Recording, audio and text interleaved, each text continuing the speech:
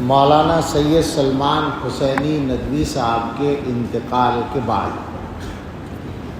دو بحثیں چھڑ گئیں۔ ایک بحث تو ان کے لیے دعائے مغفرت کرنے اور نہ کرنے کے بارے میں۔ اصلاً تو لوگوں نے یہی چھیڑی جبکہ یہ چھوٹی بات تھی اور کوئی بڑا مسئلہ نہیں تھا، لیکن جن لوگوں نے یہ بات چھیڑی وہ اللہ جانے کہ حق کے نادان دوست تھے یا دانا دشمن تھے، کہ اس کی وجہ سے ایک دوسری بحث چھڑ گئی، اور خاص طور سے ان کا ساتھ دینے والے لوگوں کو موقع مل گیا ان کا دفاع کرنے کا، اور اس کی وجہ سے ایسی صورت بن گئی جیسے حضرات صحابہ رضی اللہ تعالیٰ عنہم کے بارے میں غلط باتیں کرنا، گستاخیاں کرنا، یہ کوئی خاص مسئلہ نہیں ہے، ایک اختلاف رائے ہے، بس ایک آدمی کا عمل تھا۔ بہت سے لوگوں نے شاید اسی کے رد عمل میں تعریفیں شروع کر دی ان کی، کاش یہ بحث نہ چھڑتی، انتقال ہوا، نماز جنازہ ہوتی جیسے سب کی ہوتی ہے اور بات ختم ہو جاتی، لیکن لوگوں نے بحث چھیڑ دی۔ تو اس میں جو زیادہ بڑی بات ہے، زیادہ بڑا مسئلہ ہے، وہی ہے نظریے کا۔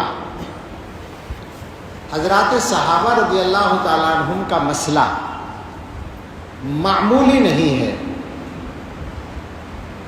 اور اس کا تعلق ہدایت اور گمراہی سے ہے، لہذا جو حضرات اس معاملے میں مداہنت سے کام لے رہے ہیں، ان کی حیات میں بھی لیا لوگوں نے اور آج بھی لے رہے ہیں۔ بہت سے لوگوں نے یہ کیا کہ ان کی ان غلط باتوں کو، گستاخانہ باتوں کو علمی اختلاف سے تعبیر کیا۔ لوگوں کو یہی پتہ نہیں ہے کہ اختلاف کیا ہوتا ہے، اور یہ جو بات ہے کہ اختلاف رائے کو برداشت کرنا چاہیے، تو کون سا اختلاف رائے ہے جو برداشت کرنے کی گنجائش ہے، اور کون سی بات ہے جس کے بارے میں چپ رہنے کی گنجائش نہیں ہے۔ آج بھی کسی صاحب نے لکھا ہے، انداز ایسا ہے، بڑی مشکل ہے، انداز ایسا ہے جیسے مولانا کی بات کی تردید کرنے والے ان کی عزت سے، ان کی مقبولیت سے حسد کی بنیاد پر ایسا کرتے ہیں۔ لا حول ولا قوت الا باللہ، اس سے بڑی غلط بات تو ہو ہی نہیں سکتی۔ عزت تو ان کی اس وقت تھی جب وہ صحابہ کے بارے میں گستاخی نہیں کرتے تھے، کیا اس وقت کوئی حسد کیا گیا ان کے ساتھ؟ سوال یہ ہے، جب انہوں نے یہ غلطی شروع کی تو غلطی کو غلطی کہا گیا، اس کا تعلق حسد سے نہیں ہے، اور یہ وہ اختلاف نہیں ہے کہ صاحب علمی اختلاف میں ایک دوسرے کی رائے کو برداشت کرنا چاہیے، یہ تو امت کے اندر گمراہی کا راستہ کھولنے والی بات ہے۔ اور میں بہت ہی تکلیف کے ساتھ یہ بات کہوں گا کہ اس طرح کے مسائل کی سنگینی کو سمجھنے میں کمزوری دکھانے والے صرف جماعت اسلامی کے لوگ یا صرف ان کے تلامذہ نہیں ہیں، ہمارے فضلاء بھی بہت سے پائے جاتے ہیں۔ میری سمجھ میں نہیں آتا کہ ایسا کیوں ہے۔ جو لوگ دین کی سمجھ گہرائی کے ساتھ رکھتے ہیں، ان کو یہ بات معلوم ہے کہ امت میں کون سے مسائل ایسے ہیں جو بالکل علامت کا درجہ رکھتے ہیں۔ بالکل سادہ سے انداز میں پوچھتا ہوں کہ صحابہ کرام کے سلسلے میں مولانا مرحوم کے رویے کے بعد کسی کی ہمت ہے، ان کا دفاع کرنے والوں کی بھی ہمت ہے کہ وہ یہ ثابت کر دیں کہ ان کو اہل سنت والجماعت میں شامل مانا جائے؟ تو صحابہ کے مسئلے کو اس موقع سے ہلکا بنانے کی کوشش نہ کی جائے۔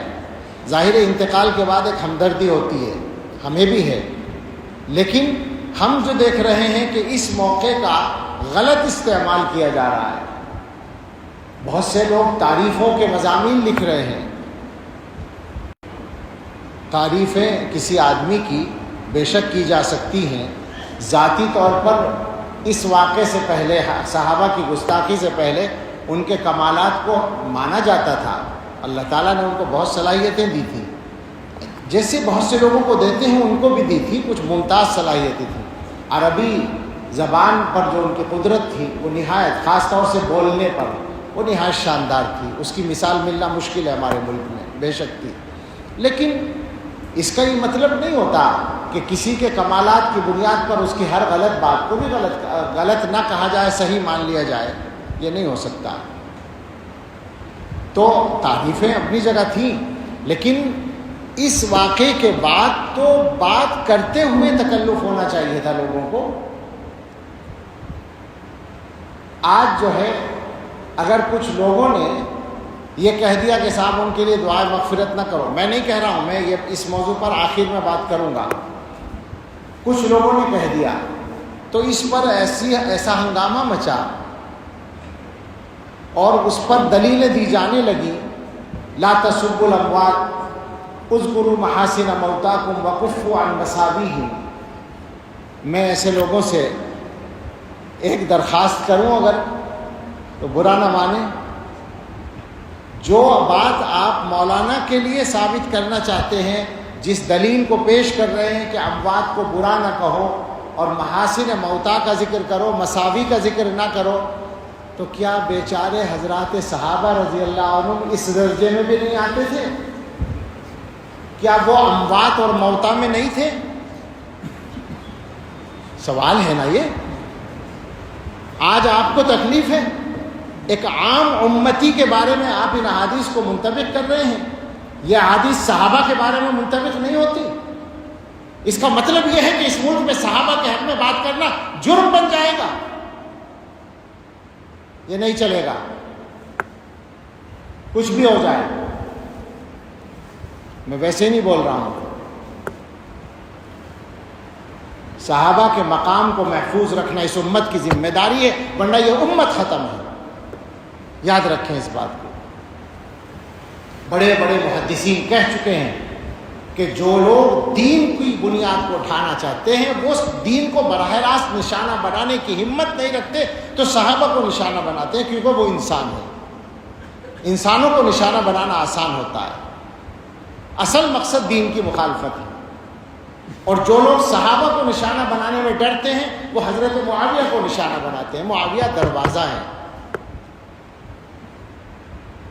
عام آدمیوں کے لیے تو اذکروا محاسن موتاکم وکفوا عن مساویہم ہے، صحابہ کے لیے نہیں۔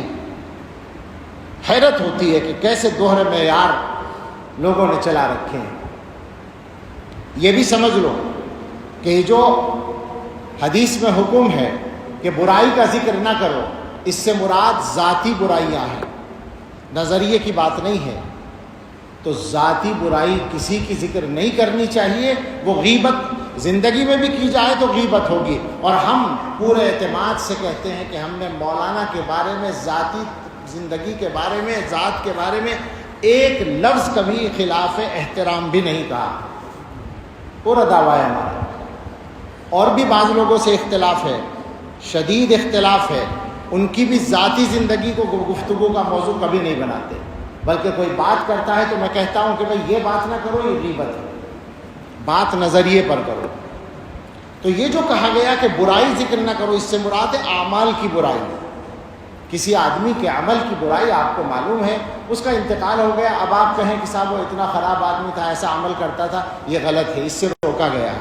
محدثین نے باقاعدہ لکھا، امام نووی رحمۃ اللہ علیہ نے، کہ کفار اس سے مستثنا ہیں کفر کی بنیاد پر، منافقین مستثنا ہیں، اہل بدعت مستثنا ہیں، مبتدعہ کے ان کے نظریے کا ذکر کیا جائے گا غلطی کو، اس کو ظاہر کرنے کے لیے۔ تو لہٰذا اگر کوئی آدمی یہ کہے کہ گستاخی صحابہ، حضرت معاویہ رضی اللہ عنہ کی شان میں گستاخی یا دوسروں کی شان میں گستاخی، یہ غلط بات تھی، یہ ان کا غلط عمل تھا، تو یہ اس کے ذیل میں نہیں آتا کہ برائی ذکر نہ کرو۔ ہاں ان کی ذات پر، ان کی شخصیت کی ذاتی چیزوں پر کوئی انگلی اٹھائے تو غلط ہوگا، یہ مسئلہ نظریے کا ہے۔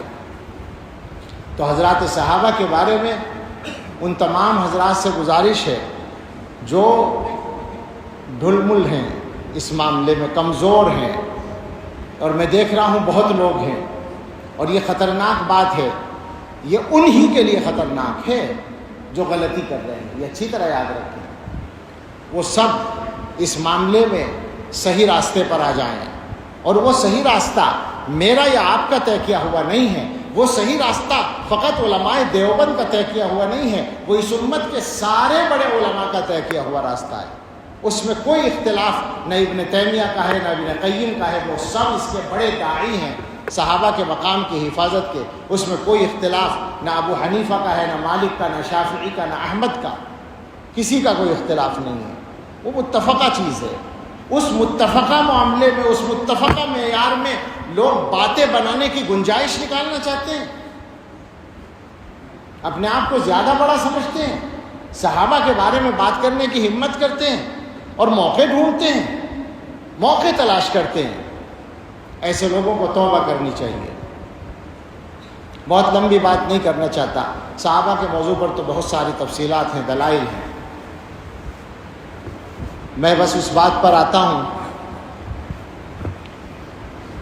کہ ان کے لیے دعائے مغفرت کی جائے نہ کی جائے، تو بالکل صفائی سے بات ہے کہ ان کی تمام تر غلطیوں کے باوجود اور اہل سنت والجماعت کے نظریے سے انحراف کے باوجود اور گمراہانہ باتوں کے باوجود ان کی تکفیر نہیں کی گئی ہے۔